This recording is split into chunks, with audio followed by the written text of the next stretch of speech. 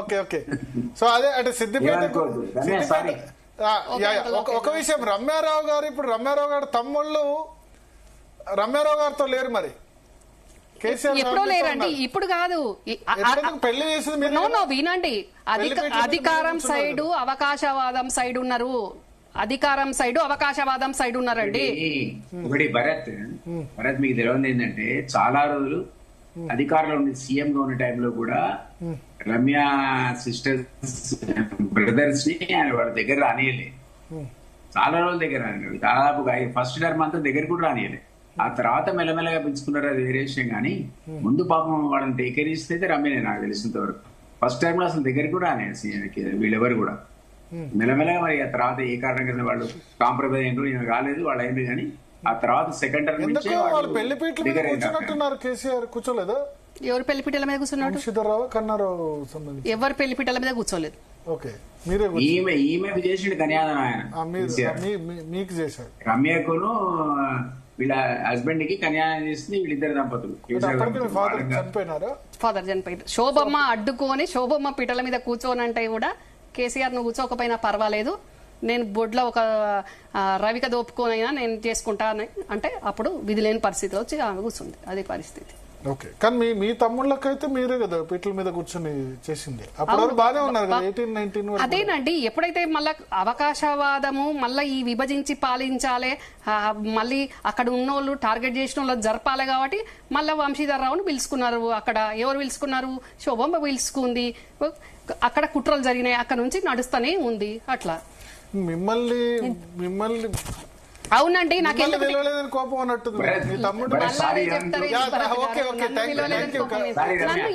నమస్తే అంకుల్. నన్ను ఎవరు పిలిచేది ఏందండి? నేను డైరెక్ట్ గా ఎక్కడికైనా పోగలిగే సత్తా ఉంది, నన్ను రిసీవ్ చేసుకునే నా చింతమడక ప్రజలు ఉన్నారు, తెలంగాణ ప్రజలు ఉన్నారు. నన్ను ఈ నలుగురు విలువకుంటే నాకు వచ్చిన నష్టమేందండి? అంటే మీ బ్రదర్స్ ని వీళ్ళు కలుపుకపోయినారు, మిమ్మల్ని ఎందుకు టార్గెట్ చేసి ఇప్పుడు కవిత ఏవైతే ఎవరి మీద అవినీతి అనకుండాలని మొన్నటి నుంచి మీ ఫేవరెట్ కవిత చెప్తుందో స్పందన గారు, ఆ ఆనకొండ సంతోష్ గురించి, ఆ శకుని సంతోష్ గురించి 2006లో నేను కూసోబెట్టుకొని కవితమ్మను చిలుకకు చెప్పినట్టు చెల్లెమ్మకు చెప్పిన.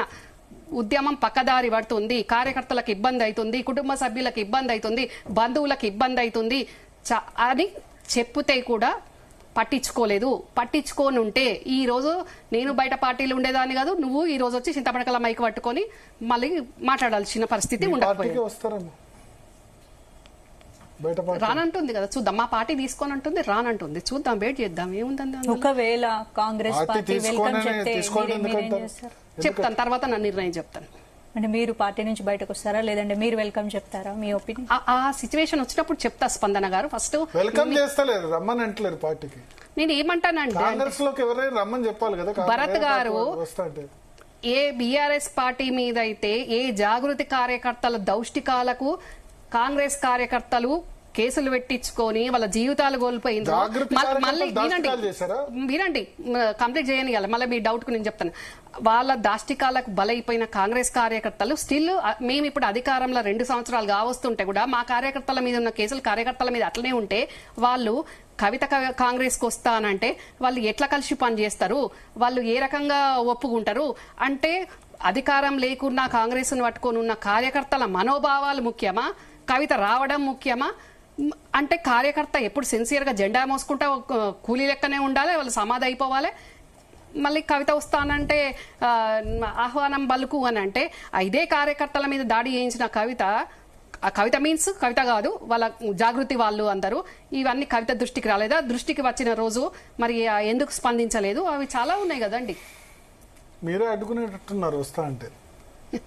మీరెవరండి అడ్డుకోవడానికి? మా పిసిసి ప్రెసిడెంట్ చెప్తున్నారు వద్దని, మా సీఎం చెప్తున్నాడు వద్దని.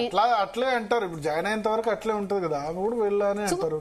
ఇప్పుడు ఏం ఆల్టర్నేటివ్ ఉంది? బీఆర్ఎస్ మళ్ళీ బీఆర్ఎస్ లో పోతుందా? పోవచ్చు. నన్ను అడుగుతారేంటండి, నేను బీఆర్ఎస్ లీడర్ నా? నేను ఎవరన్నా బీఆర్ఎస్ లీడర్ ఫ్యామిలీ మెంబర్ గా చెప్తున్నారు. కేసీఆర్ మీ బాబాయ్ మైండ్ సెట్ తెలిసిన వ్యక్తి. 6 నెలలు ఉంటుంది కోపం, 6 నెలల తర్వాత పిలవరా? ఎందుకు పిలుస్తారండి? 6 నెలల తర్వాత వాళ్ళ అందరికి ఎంత కాలం ఉంటుంది కూతురు మీద కోపం? 6 నెలలు, సంవత్సరం అంతే కదా, శాశ్వతంగా ఏమి ఉండదు కదా.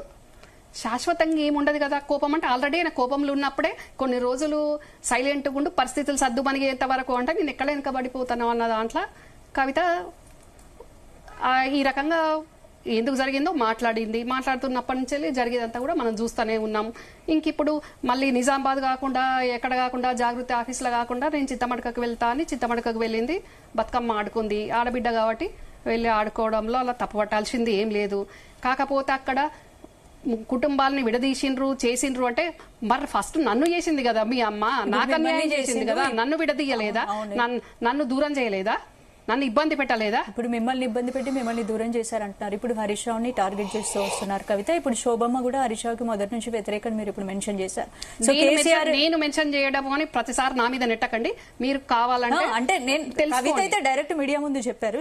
కవిత చెప్పింది, మళ్ళీ నేను మెన్షన్ చేసిన కవిత చెప్పింది కదా. అది కాదు, శోభమ్మ గురి ఏమన్నారు అప్పటి నుంచి అనేది ఇప్పుడు మీరు చెప్తారే కదా తెలిసింది. శోభమ్మ గురించి అంటున్నాను, కవిత గురించి. అదేనండి, ఇప్పుడు మేము అడిగితే వస్తుందో రాదో విజువల్, మీరు అడిగితే టీవీ9 వాళ్ళు ఇస్తారు కదా, నేను ఇయర్ చెప్తాను కదా విజువల్. అయితే ఇప్పుడు ఏంటి, ఇప్పుడు కేటీఆర్ మాత్రం హరీష్ కి సపోర్ట్ గానే ఉన్నారు కదా.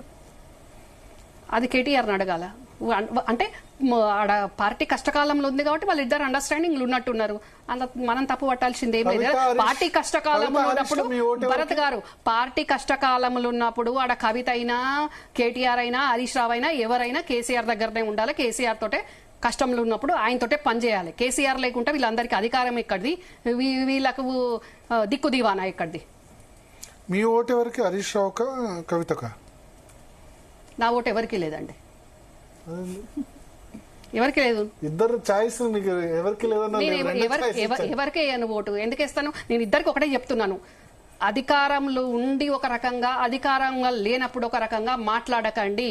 అప్పుడు చేయలేనిది ఇప్పుడు అపోజిషన్ విపక్షంలో ఉండి అవి కనీసం ఫుల్ఫిల్ చేయండి. అప్పుడు అలాయి బలాయి అనుకొని అప్పుడు అందరు మంచిగానే అన్ని రకాలుగా ఇన్వాల్వ్ అయ్యి అన్ని పదవులు ఆస్తులు అన్ని సంపాదించుకొని మళ్ళీ ఇప్పుడు ఈ రకంగా ప్రజలను మభ్యపెట్టే విధంగా మాట్లాడడం కరెక్ట్ కాదనేది నేను చెప్పేది. అది అక్కడ నేను ఎవరిని సపోర్ట్ చెయ్య, ఎవరిని. కానీ ఎందుకు మీకు ఎంత కోపం వస్తుంది? ఒక్కసారి నాకెందుకు కోపం వస్తుందండి? నాకేం కోపం భరత్ గారు, నాకేం కోపం లేదు. నేను ఒకటే పాయింట్ కి ఇక్కడ మాట్లాడుతున్నా. నేను కష్టంలో ఉన్నా, నన్ను తల్లిని పిల్లని కుటుంబాన్ని వాపిండ్రు అంటే నీ తల్లి నన్ను వాపలేదా అని అడుగుతున్నా. నాన్న బతికి లేకుంటే బతికున్న బాబాయిని నాకు దూరం చేయలేదా? ఎన్ని సంవత్సరాల నుంచి నేను బయట ఉన్నా, ఎన్ని సంవత్సరాల నుంచి నేను పాకిస్తాన్ లో బతికిన తెలంగాణలో పాకిస్తాన్ కు తప్పిపోతేనన్నా వాళ్ళ మీద కొంచెం జాలి చూపిస్తారు. అంతకంటే దారుణంగా బతికి ఉన్నా. నేను మీకు లాస్ట్ టైం కూడా విజువల్ చూపించిన, మళ్ళీ కూడా విజువల్ చూపిస్తా. ఈవెన్ నా కొడుకును కూడా చంపించడానికి కుట్రలు చేసిండ్రు, నన్ను దూరం చేసిండ్రు బాబాయికి, నన్ను కష్టపెట్టిండ్రు. నా కొడుకు ఏం తప్పు చేసిండ్రు? నా కొడుకును ఎందుకు చంపించాలని కుట్రలు చేసిండ్రు? ఎవరు చంపించాలనుకున్నారు? శకుని సంతోష్ అండి. ఆ చిన్న పిల్లోడు ఏం చేసిండంటే ఎన్హెచ్ఐలు ఉన్నాడు, పార్టీ పరంగా పని చేసుకుంటున్నాడు, చంపే కుట్రలు ఏందంటే? మరి ఇదే నా కొడుకు మీద చంపే కుట్రలు చేసినప్పుడు, నేను డీజీపీ ఆఫీస్కి పోయినప్పుడు, దేశమంతా లైవ్ వచ్చినప్పుడు ఎందుకు కవిత మాట్లాడలేదు సంతోష్ తోటి పిల్లోడు ఏం చేసిండు అని? అంటే మీరు చేసుకున్న వాటిలో తేడాలు వచ్చినప్పుడు, నువ్వు ఎవరి మీద అయితే బినామీలు పెట్టినావో అక్కడ ఇబ్బందులు తలెత్తినప్పుడు, నిన్ను పార్టీ నుంచి బయటకు వచ్చే పరిస్థితి చేసినప్పుడు ఇప్పుడు వాళ్ళ మీద మాట్లాడుతున్నావు. ఇదివరకే మాట్లాడి ఉంటే బాగుండేది.